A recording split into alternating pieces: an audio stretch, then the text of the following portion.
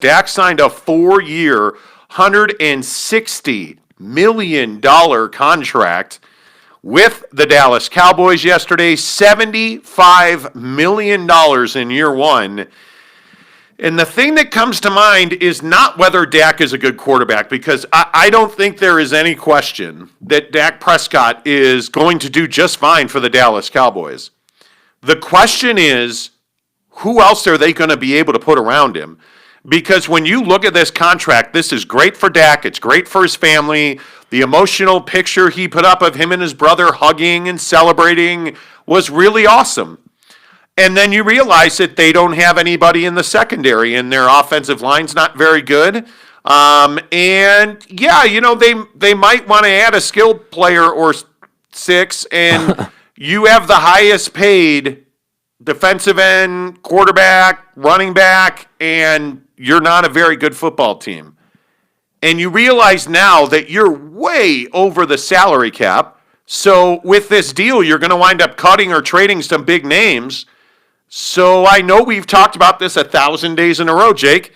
Should the Cowboys have done this deal? Yeah, I mean, you're either going to do the deal or you're going to find a less productive solution. You're going to find somebody who can fill in at the position, and that's pretty much it. And it's going to cost you way less money. So, we're sitting here talking about, for the last 10 days about how, the Bears should essentially trade their entire organization to get Deshaun or to get Russ. and we're questioning the Cowboys. I just don't think we should even question this. I think that this is a quarterback league, and I'd rather be in a position where I'm paying my quarterback and trying to fill in the rest of the roster than having a great roster with a nobody quarterback. That's just a position I'd rather be in. Yeah, but I think I look at the situation that Jerry Jones has put this team in, and look, with all due respect to Ezekiel Elliott, is he the highest paid running back in the NFL on the field? He's probably not. If you look at DeMarcus Lawrence, I mean, he's a nice little football player. Mm-hmm. But, I mean, the top three salaries on this team take up like 30% of their cap. Yeah, it doesn't put them in a great position. I mean, that's the whole thing here. So when you look at where the Dallas Cowboys were last year, this was a team that was scraping just to survive. There were talks about firing Mike McCarthy already. I mean, this whole thing was ugly, and you thought that this could be a transformative offseason. And you thought that this would be the year where the Cowboys would finally have learned that lesson, and it doesn't appear that happened. Like, I'm sitting here looking at their salary cap, and I say to myself, you just gave $41 million to Dak Prescott, right? Yep. And I look up and down this salary cap for this year, and I don't know what you do here. Yeah, you're going to have to make some tough decisions. I mean, that's the long and the short of it, as they say. You're going to have to decide, okay, who are we 100% committed to, and who do we feel like we can either cut or trade to get ourselves to where we need to be. And I think this is where the appreciation for what the Patriots and Tom Brady were able to do for so many years, not having a great roster but having a great quarterback, kind of comes into play. Yesterday on Twitter I saw a bunch of tweets about, these are the highest paid quarterbacks in the league, and who are the names not on the list? The winners, right? The winners. I look at Tom Brady, not on the list. Patrick Mahomes just got on that list, So I just think if you're the Dallas Cowboys, you're in a place where you want to have the quarterback position solidified. You don't want to worry about it anymore. And I can get down with that, especially in a league that's driven by quarterbacks. Okay, I can get down with that. But you have to be okay with the idea that you're going to have to make tough decisions now. And I don't know that Zeke is a tough decision, because if I look around the rest of the league, Zeke, he's got a spot in the league, but this league isn't running back based anymore. Like, there are certain teams who use their back prolifically, but this is not a running back league anymore. This is a quarterback, wide receiver, tight end league now. So either way, you should be putting your money into the wide receiver, tight end categories, instead of investing in a guy in Zeke who's probably past his prime at this point. Probably past his prime. I don't know that running backs in this league are. I want to, and not to belabor the point, I want to go back to the Cowboys salary cap. They've got 7 players getting paid. and everybody else is on either minimum or rookie deals. If you go from DeMarcus Lawrence at $25 million a year, a defensive end who's 12% of your cap, Dak Prescott, $22 million cap, and these are all cap numbers, $22.2 million, 10% of the cap. Amari Cooper, $22 million, 10% of the cap.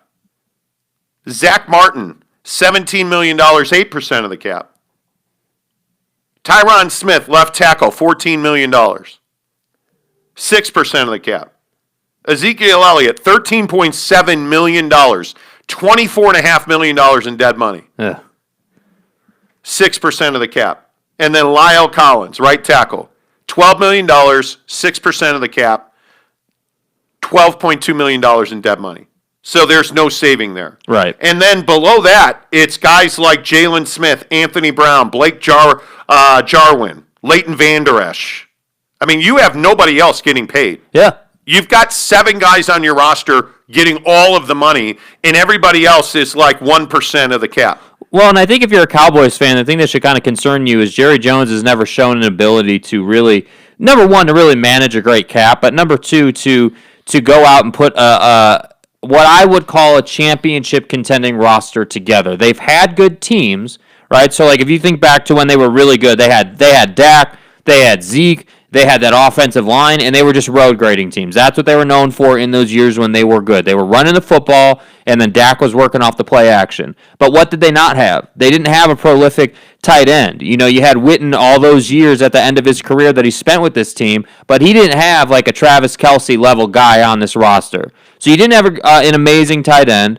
And then you look at the defense, and that defense has been awful for several years. So, you know, we're sitting here looking at this cap, and I'm just thinking to myself, man, like we're not even talking about the defense yet. We're not even really even scratching the surface like to what this defense would need to be to allow Dak to get to a Super Bowl. Because that's really the thing here.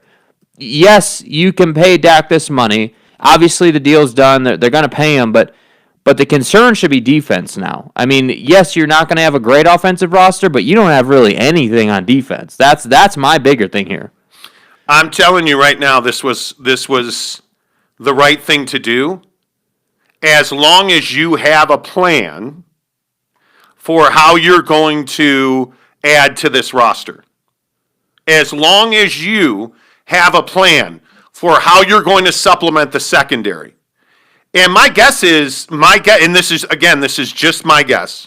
Yeah. They're going to do something with Zeke. I don't see how you don't. Well, I don't know. I'm not saying Zeke's a terrible back or anything, He's not. But to me, he's a prime trade target. Like, why wouldn't you try to move him, get some picks back, or get one pick back, and maybe some money or something? Like, just do something with him while he still has value. I mean, this is, you know, for Cardinal fans all those years, I feel like Zeke right now for the Cowboys is their Patrick Peterson in a sense, where P2 had a lot of value several years ago, but he wasn't. He had a lot of value nationally around the league, but if you watched him every day, week in and week out, you knew he was starting to crack. And so at that point, that's when you should have moved him. I feel like we're at that point with Zeke. The only difference is with running backs, the fall off is way more drastic. I mean, you're talking about somebody who goes way up, plateaus, and then it's just straight to the ground. That's how backs work in this league. And so I think he's a guy that you should move, but we'll see what they do with him. Well, it'll definitely be interesting. You know, it is just fascinating to me that the Cowboys always find themselves in these situations. I mean, would you have paid him? Would you have done it? Yeah, I think in this situation, Dak is scheduled to make $22.2 million against the cap. His 4-year, $160 million deal gives them something like $15 million in cap savings based on what he was going to make on the franchise tag. Right. So yeah. you were either not going to tag him or you were going to sign him to a contract because you can't absorb. If we're sitting here wondering how they're going to absorb a $22 million hit, what would they have done with $37.7? Yeah, that wasn't an option. Yeah, because there's no question that Dak Prescott's an elite quarterback in this league. Does he get that kind of respect? I think it's mostly he does. There are some circles where he doesn't, but I think everybody recognizes that this is a guy they had to keep. This was a guy that was vital to their success. I think they missed his leadership. I think they missed him as a teammate. I think when he hurt his leg last year and he had that terrible injury, they missed him in a lot of different ways. They're going to pay $22 million this year to get him back. And I start looking at some of the ways that they can work that. I think it is going to be interesting to see how they use that cap savings, right? Like, they can create about $1.5 million to $2 million, in cap space by cutting guys like their punter. Yeah. Which is what a lot of people are looking at. DeMarcus Lawrence I don't know what you do. It'd be nice to be able to restructure that, dude. Like, it'd be nice to be able to move that money around a little bit to give yourself some flexibility. But again, I don't know, man. This is the risk you take when you sign defensive ends to huge deals. This is the risk you take. And again, I don't want this to come off as a criticism, because I think what you have to remember is when they did the deal, it was the right thing to do. Yes. They really needed it. I don't disagree with that. But right now it's like, okay, well, we just signed Dak to this huge deal. We got to find some flexibility in this cap to add to this roster. And that's why I say all these different situations we go through with the Dallas Cowboys roster, the bigger thing to keep in mind here is, when was the last time Jerry Jones really put together like an amazing roster where the money made sense and everything was in a good spot? Like, and again, maybe I'm the asshole millennial on the show, but I haven't seen him do that since I've been alive, certainly. I would agree with that. And I mean, the thing that they've done well here is, with guys like DeMarcus Lawrence, Zach Martin, Tyron Smith, they all have conversion language in their contracts that says at any time at the club's discretion, they can convert salary into signing bonus, which gives them more salary cap flexibility. Which is smart. And they're going to have to do that. Yeah. Because there's going to be a lot of free agency happening. There's going to be a free agent bloodbath in the NFL. I don't think anybody doubts that. Well, wasn't this year like the first year in I think it was 20 years or something. I can't remember the exact stat, but it was this year's the first year in a really long time when there were 9 free agent quarterbacks at one time to move around the league, and that wasn't even counting the Russ situation with the Seahawks. That was looking at Jared Goff and Matt Stafford and all these other guys who were available, and the Cowboys were like, nope, we're going with our boy, which I respect. Yeah. I get it. He's a 5,000-yard passer. I mean, what's not to like? But I just hope that for their sake that they're not a bad team. I mean, this is a division that was the worst division in football. What did the postseason teams get in with? 7 wins, I think, or something like that? I mean, you're looking ridiculous. At the Redskins and the Giants, or the Washington football team and the Giants. This is not a great division. And when you're the Cowboys, and I know this sounds insane, but you look at this conversion language, and I'm looking at the players that have that language and the cap savings they're talking about.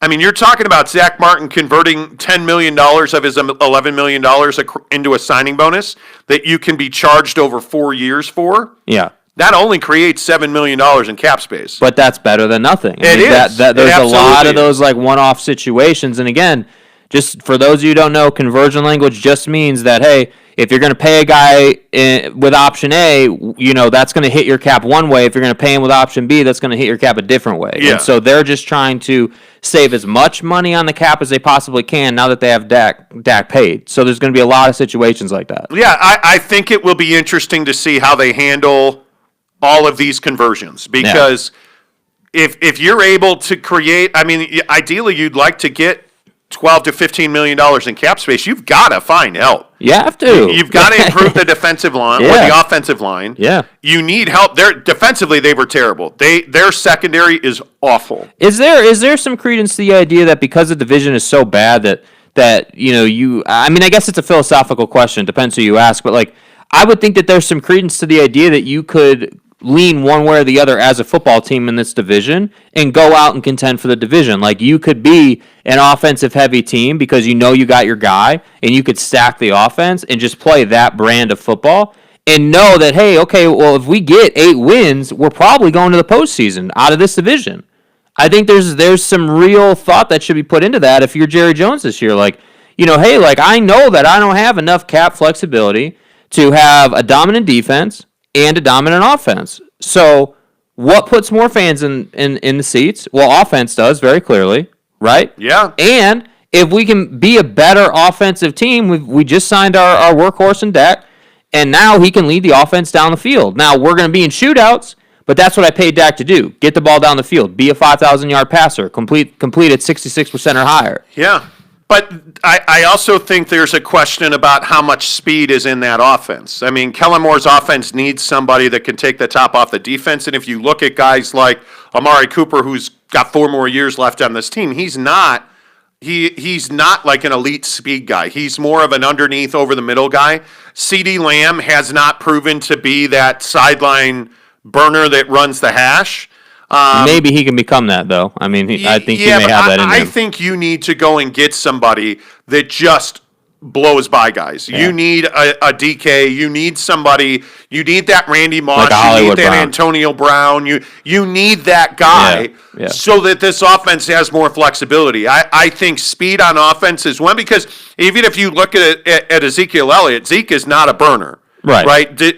Never has. You don't have that weapon that puts the fear of God. You don't have who's the fastest receiver when you think Tyreek Hill? Yeah, Tyreek Hill the fastest. You don't have a Tyreek Hill style speedster in this offense, and I think it makes them run in mud quite a bit offensively. Well, and in that division, that speed guy has been Deshaun Jackson over the last probably decade. You know, he's been the guy that's kind of torn up the division. I would agree with that. Yeah. But I think that, I think, you know, in terms of offensive balance, you always want to have that guy that's the deep threat. You always want to have the guy that the defense has to double, because the cornerback can't stay with them in a straight line, and that again gives you options. But yeah, you're right. They don't necessarily have that right now. No, they don't. And the other obvious need here, and I say obvious need, the other obvious need here for the Cowboys is the back end of that defense. I mean, if they don't find a way to draft Patrick Surtain, I don't know why. I don't know what you're doing. I mean, where are they at in the draft this year? Do you know by chance? I can look it up. I want to say. Anyway, the point is, the Cowboys need help. They need help at safety. They need help at corner. I just think that they need so much. And with a month, probably a month and a half to go here, I think you're in a situation where you've got to win in the draft. Yeah. And you've got to find a way and this is just my opinion, like looking at the draft board, they're probably going to have to move up, because if you look at the guys that are truly available to them, at 10, you're probably Caleb Farley. Yeah. But Patrick Surtain is the guy that you want. But the real problem here, and yes, that's true. That's true. Surtain is the guy you want. But the real problem is, looking at their draft, you pick number 10. You pick 10th overall in the first round, bro. You don't pick again till 44th overall, dude. That's a long time. But that's my point. That you have to make a move. Yeah. Because you have so many needs. Yeah. Right, and I just don't see how. When you know what's in front of you, you know that, I mean, I got to think Denver takes corner. I have to think that, I mean, depending on what the Jets do. Right. You know, that like the Eagles are probably going wide receiver. I mean, I would think with Jalen Hurts at quarterback, and there is some belief that Jalen Hurts is, by consensus now, their number one quarterback. In their minds in Philadelphia, they believe that he's their number one guy. Yeah. I mean, you have to put weapons around him. If you're going to commit to a guy like Jalen Hurts, I would think that you'd be looking at wide receiver there. But I think if you can get 7 or above, I think you do everything you can do to get there. Yeah. You have to get above, in my opinion, the Broncos, because Patrick Surtain is absolutely the guy you need. They let A.J. Boye go. Yeah. You know that they need help in a division that's got guys like Patrick Mahomes, Tyreek Hill, Travis Kelce. You have all this offense. The Raiders have created just a crap ton of cap space. Yep. And you know that the Raiders like speed. Yeah. You know that they're probably going to try and make a move for Russell Wilson. Yeah, you know that the Raiders are an aggressive team in the front office. Exactly right. So you've got to try and get above. You've got to try and do anything you can do to get above the Broncos. Yeah. No, because they're going to take secondary. There's no doubt. I think the Cowboys, again, with the draft, and this is the other side of the conversation. It's funny we got here. Like, the draft is the piece of this conversation that the Cowboys can absolutely not afford to miss on in this Absolutely situation. right. When you commit this much money to one player, and like you were just saying, when you've got that much money tied up in 7 players on a 52-man roster, that gives you some perspective as to who's getting paid and who's not getting paid, and how much you need to crush it in the draft. Because if you miss in this draft, you're going to be paying for that for a little while, and that means, and again, I know this isn't really a change from the past, but that means you're not really going to be a prolific postseason team the next 5 years while Dak's on this contract, because that's what's got to happen. Yeah, and I will only say this again. When you pay a quarterback that kind of money, you need to support him with talent around him. And the Cowboys have a lot of questions at wide receiver. As I said, they need a burner. Mm-hmm. I think they have real questions about, what is Tyron Smith? And I mean, I'm assuming he's coming back. But I mean, what is Tyron Smith, and who do you have behind him? I think that's a huge question. I mean, we already talked about Zach Martin, Lyle Collins, but I mean, there's no doubt in my mind that Connor Williams probably, like, looking at their depth, Connor Williams probably starts at left tackle. Do they persuade Smith to retire? Like, I mean, they have so many questions offensively. You cannot pay Dak Prescott and not build the offensive line. I agree. I'll leave it at that. But what did we see the Cardinals do? What did we see any of these other teams do? I mean, plenty of teams. No. What did we see the Tampa Bay Buccaneers do? Yeah. They went and got Tom Brady and Rob Gronkowski, and they drafted Tristan Wirfs, who is already one of the best tackles in football. What did we see the Arizona Cardinals do? They went and got, quarterback after quarterback, and you finally settle on a guy in verticality in Kyler Murray, and you do nothing to support him on the offensive line. You stay status quo, and he took a bit of a beating for that. Whereas you should have drafted Tristan Wirfs, and maybe he's your franchise right tackle right now. Yeah. Right? Like, the Cardinals' offensive line, don't get me wrong, the Cardinals' offensive line was not bad. It just isn't what it needs to be when you make the investment that you've made in Cliffy and Kyler. You can't say that you want to be a postseason team and then not have a offensive line to allow your quarterback to take you to the postseason. And by the way, they have no number one running back at this point. No, which is fine. You don't need a number one back in this league. If you've got 3 backs that can run by committee and they're all on the same page. But are you telling me Edmonds is going to probably be their starter in Arizona? Anyway, the point is, I look at Dak Prescott and I look at Arizona. Don't make the same mistakes and go draft Andy Isabella. Yeah. Don't go make the same mistakes and tell yourself that, this C-level prospect you can convert because he can run a 4 flat. Don't do that. Go and get yourself a top of the market wide receiver. And if you're not going to have that this season, you better shore up that offensive line because Dak is going to need more time because it's going to take longer to get guys open. And I again will say, teams are I don't believe that teams fear Ezekiel Elliott.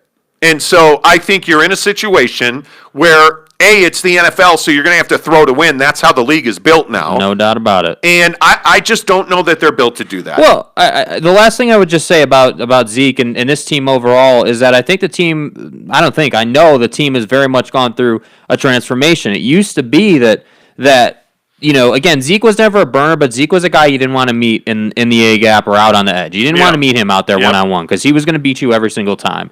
And now it's kind of a situation where he's not that guy anymore. He will, he can run somebody over, but he's not that guy that needs to be like feared, like, oh man, this is a Kamara or this is any of these other names that you want to point to in the league. That's not Zeke anymore. That said, Zeke can still be a productive back and can still be somebody that you can use to put your wide receivers in a better position in leverage situations. And I think that's who he needs to be.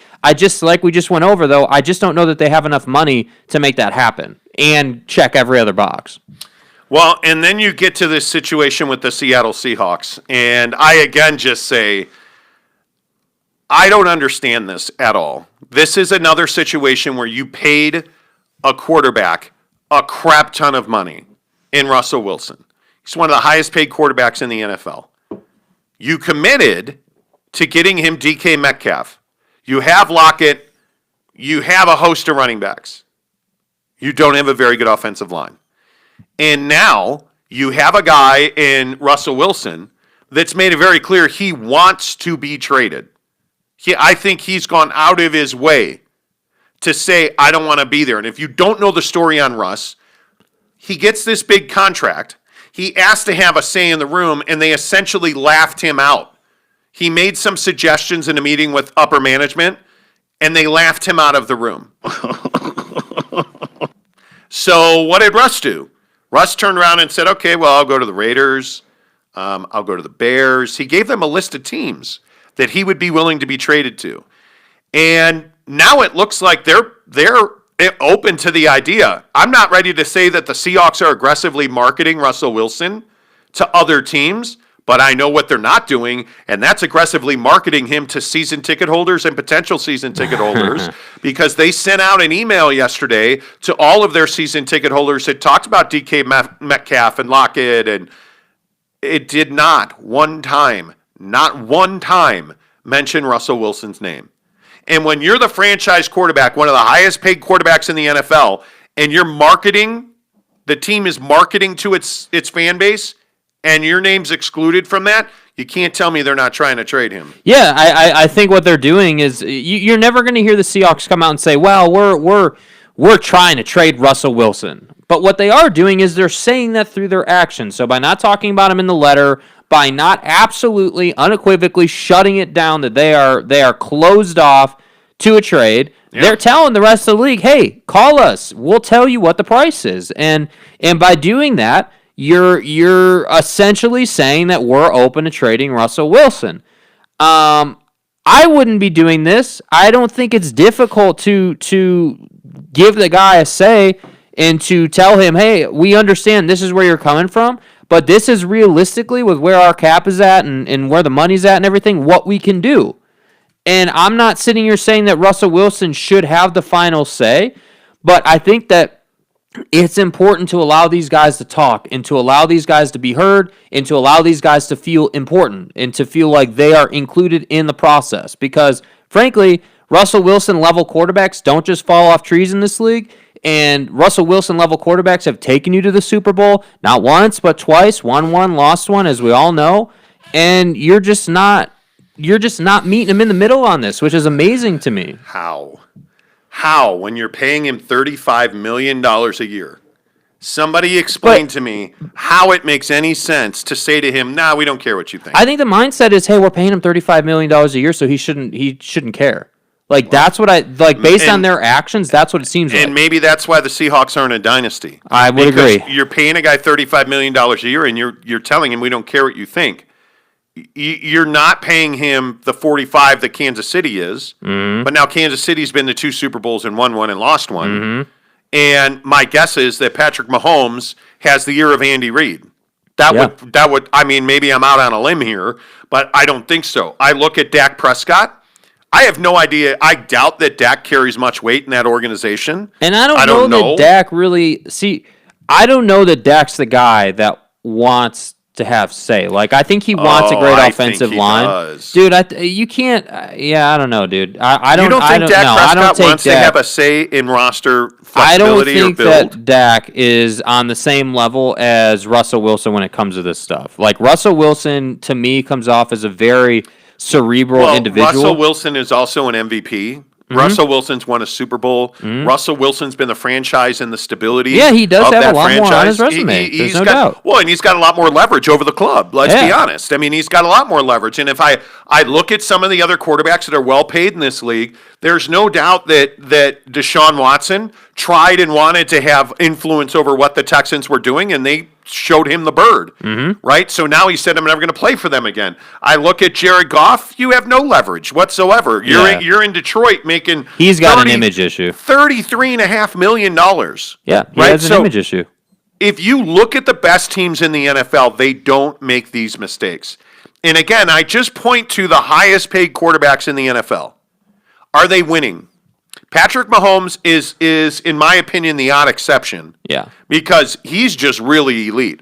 I look at Dak, Deshaun, Russell, Jared Goff, Aaron Rodgers, Kirk Cousins, Carson Wentz, Matt Ryan, Ryan Tannehill. Those are the top 10 quarterbacks. None of them outside of Patrick Mahomes are winning. Would you say Aaron Rodgers is winning? I would say no, because there is massive disappointment in Green Bay. That this team has only won one Super Bowl in his tenure. Yeah. Right? And he's a guy that has all this great lip service and lips too, because Olivia Munn is hot. But anyway, he's divergent at this point. But that's quite enough. We get it. You know, the point is he procreates with some unbelievable talent. The point is, I look at Aaron Rodgers as a disappointment. And then I go from the bottom, the next 10, Jimmy Garoppolo, no. Stafford, no. Drew Brees, $25 million, not anymore, he's retiring. Tom Brady at $25 million, yes. Derek Carr at $25 million, no. Teddy Bridgewater at 21, no. Taysom Hill at 16, no.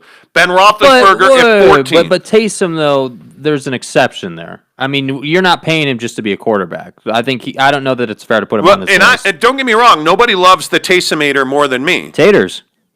But you can't tell me that the guy is contributing at a $16 million level in the NFL.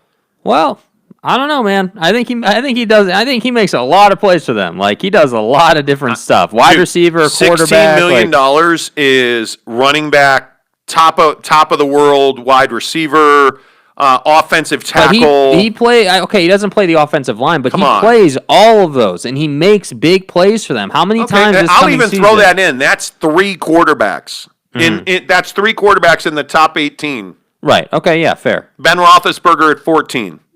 He's been injured, and they're trying to get him to restructure. He was a winner at one point, but now he's not. Joe Burrow at 9, yes. Kyler Murray at 8, 9, yes. Like, you have to get down to that level where you're like, Rookies. oh, yes, no problem, no Young problem. guys. Sure, no problem. Like, you look at the teams that pay top quarterbacks do not win. The teams that give 15% of their salary cap do not win. It's bad. We've been talking about this thought for 5 years. Yes. Right. And again, my question is, who's the first $50 million quarterback? Because I got a guy that should be playing in San Diego, but he plays at the Rams Stadium in L.A., named Justin Herbert, who I think has a legitimate shot to be that guy. I think he's got a shot. I think Burrow's got a shot. That injury, I think, elongated Burrow's timeline. Well, sure it did, but I still think within his career he's got plenty of time to get to that level. I think if Trevor Lawrence can come into the league and set the league on fire, I think he's got a shot. No, you better be in the NFL now if you want to be the first 50. Because in 4 years, it's going to be way more than 50. He might be the next. He might be one of the first. He ain't going to be the first. Maybe. I don't know, man. I think that I don't see a lot of logic in restructuring. I mean, Mahomes' deal is built to restructure, but I just don't see, like, if I'm the GM, I'm like, why would I restructure your deal? I just gave this deal to you. Like, I'm not. It's a brilliant deal. It is. Patrick Mahomes' did well. deal. His salary cap number for 2021 is only $24 million. That's one season of a lot of pain. And then it goes up exponentially after that. And if you look at where his money is, all of his money is later in the contract. This thing's built to be restructured. Yeah. It is. And if you look at where all the dead cap money is, all the dead cap money is in 2021 at $59 million. Yeah. They built that deal to restructure it. It's very team-friendly, and it means that Mahomes is going to get multiple paydays. So he has a legitimate shot, depending on what happens. But if Herbert comes out and puts up another season, another 2 seasons, I'm not getting anywhere near the fifth-year option. Yeah. I don't think there's anything to even talk about. But I don't know that organizations had to consider somebody like that for a long time. I was going to say, I don't know that there's another mega quarterback deal close. Yeah. I think it's going to be a minute because Patty just got his, Dak just got his, Deshaun just got his. Russ, I don't know that you're going to trade him and automatically he's going to get a $15 million bump in pay. I don't see that happening. By the way, he's got a $78 million dead cap number. Mm-hmm. Like it is going like $27 million in dead cap space this year. Not gonna be able to move him, man. Yeah, I don't know how you handle that, but he's got at least one more season before he can opt out. Russ does. Yeah. So I mean, I look at some of the numbers and His dead cap number in 2021 is $32 million. It's a lot. Why would you trade him? Just anybody explain Because to me you're the logic in trading because if him. you don't trade him, and he's going to be one of these guys that want it, that will force the trade, that will sit out, that will just burn a hole in your pocket. I mean, that's not who Russell Wilson is. Well, I wouldn't put it past him, dude. Wouldn't put it past him. I just don't. I Wouldn't don't put it see past him. There's no chance. There's no chance. Make sure you go ahead and smash that subscribe button on YouTube.